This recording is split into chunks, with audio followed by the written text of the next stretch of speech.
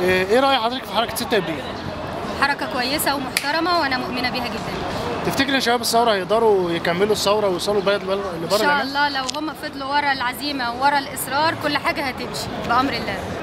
حركة 6 ابريل كويسة، أنا لا غبار عليها بالنسبة لنا، والشائعات وكل اللي بيتقال عليها ده أنا مش معاه خالص. حركة 6 ابريل كانت لها أول دور من الدور الأوائل، اللي ما كانش الأول، في إن هي صحصحت الشعب وقالت لا. أول ناس قالوا لا، ما نقدرش نقول عليها كده ولا الكلام اللي بيتقال عليها ده كله لا يعنيني في شيء.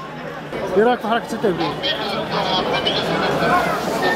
من ناحية ايه رأيك عموما يعني من قبل الثورة وبعد الثورة؟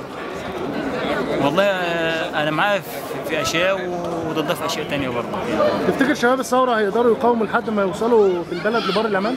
إن شاء الله. إن شاء الله طول ما في عزيمة إن شاء الله يبقى في إصرار. ايه رأيك في 6 ابريل؟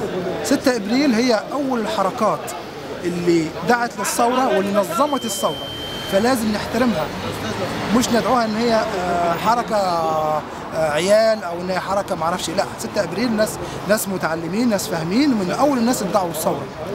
ايه رأي حضرتك في 6 ابريل؟ حركة 6 ابريل؟ انا عضو في 6 ابريل.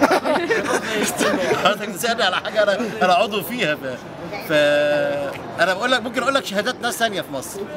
لما حضرت المؤتمر بتاعهم في مصر، شهادات ناس يعني كانوا ضد الحركه وضد الشباب 6 ابريل، ولما راحوا معايا وشافوهم وقعدوا معاهم واتكلموا معاهم قالوا لي انظف شباب في مصر. مش رايي انا طبعا الشخصي، ده راي الناس اللي راحت معايا.